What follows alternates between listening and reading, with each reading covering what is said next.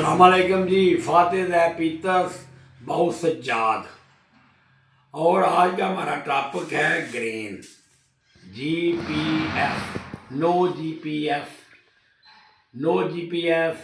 जी का मतलब है ग्रीन, P का मतलब है पोटैटो, S का मतलब है शुगर, चीनी। और इन इन तमाम चीज़ों में कार्बोहाइड्रेट हैं और ये छोड़ने हैं। और ज़िंदगी जो बीमारियाँ आती हैं वो सिर्फ कार्बोहाइड्रेट से आती हैं। और कार्बोहाइड्रेट कम खाने हैं और खुराक जो है वो प्रोटीन बेस खानी है।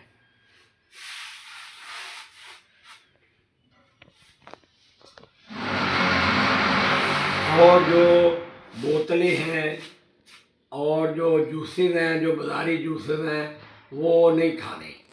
और ना बोतलें पीनी है, ना दूध पीना है। दही खुला हुआ है, दही जितना मर्जी खाएं। और ये तमाम करने के बाद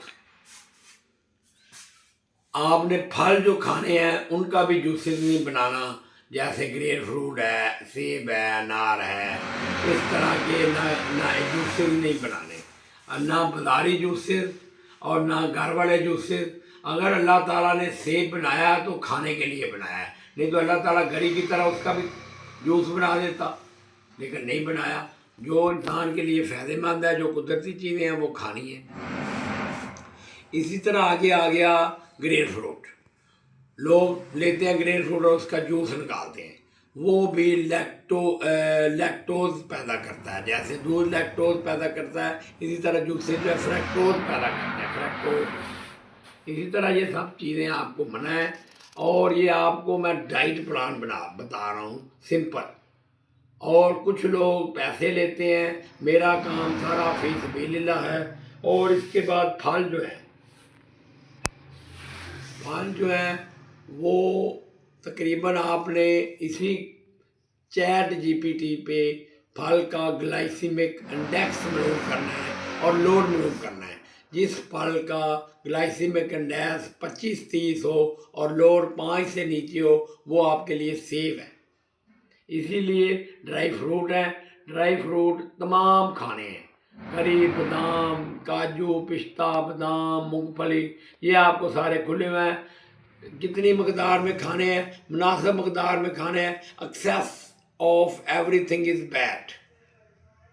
इसी तरह आपने सबसे पहले आपका वज़न कितना होना चाहिए वो पहले भी आपको बता चुके हैं कि अगर आपका जितने इंच कद बनता है, जैसे देख ले मेरा कद 5 फुट 8 इंच है, इसी तरह मेरा वज़न बनता है 68 किलो। लेकिन अगर ये 2-3 किलो कम भी हो जाए तो प्रॉब्लम नहीं, लेकिन लोग ऐसा करते नहीं कि सिंगल पसली नज़र आएंगे, ये होगा वो होगा। लेकिन अगर आपका वज़न 68 से 2-3 किलो ऊपर है फिर भी कोई मसला नहीं। और इस तरह आपकी शुगर की और कोलेस्ट्रॉल की, ब्लड प्रेशर की और दिल की और मैदे की तमाम दवाइयाँ छूट जाएंगे। ये ग्लूकोज को कंट्रोल करने में, कार्बोहाइड्रेट कम करने में और प्रोटीन खुराक खाने से प्रोटीन बेस्ड खुराक। और ये आप देख लें, दही पड़ा हुआ है और ये सलाद पड़ी हुई है। ये दही पड़ा हुआ है, ये सलाद पड़ी हुई है।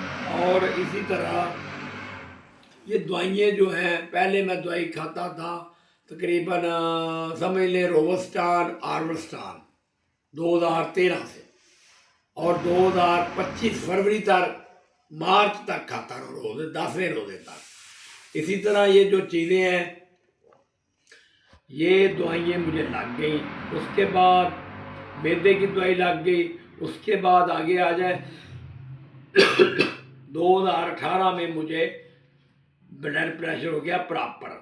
और पहले ओल्माइडोपिन खाई, उसके बाद लेस्ट्रल खाई, फिर बाईफोर्ज खाई जिसे एक्सटोर भी कहते हैं। अब अल्हम्दुलिल्लाह इन दवाइयों से भी मेरा किनारा है। और मैंने जब से डाइट शुरू की है तकरीबन रोज़ों में मेरा 1 साल मुकम्मल हो जाएगा। और मैंने कोई दवाई नहीं अब खा रहा। दिल की दवाई भी छूट गई।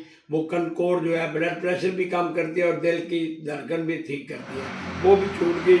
और ये मैंने दवाइयाँ स्टेप वाइज करके कम की थी। जैसे आप समझ लें, पहले आप डाइट पे आए, डाइट के बाद आप देखें कि आपकी शुगर लो हो रही है तो दवाई आदि कर दें, अगर ब्लड प्रेशर लो हो रहा है दवाई आदि कर दें, अगर दिल का मसला देखना है कैसा है तो आपने दवाई आदि करते जाना है। इसी तरह दवाइयों से आपकी जान छूट जाएगी। और इसी तरह रिज़्क ये ही नहीं है कि जो पैसा है दौलत है, रिज़्क आपका इल्म भी है, आपका अदब भी है, आप जो लोगों के अखलाक है ये भी रिज़्क है। और इसी तरह आपकी औलाद भी रिज़्क है, और आपकी बीवी बच्चे ये तमाम रिज़्क में आते हैं। और इसी तरह ये पॉइंट्स बड़े समझाने वाले थे। इंशाल्लाह नेक्स्ट वीडियो में हम इससे भी बेहतर परफॉर्म करेंगे।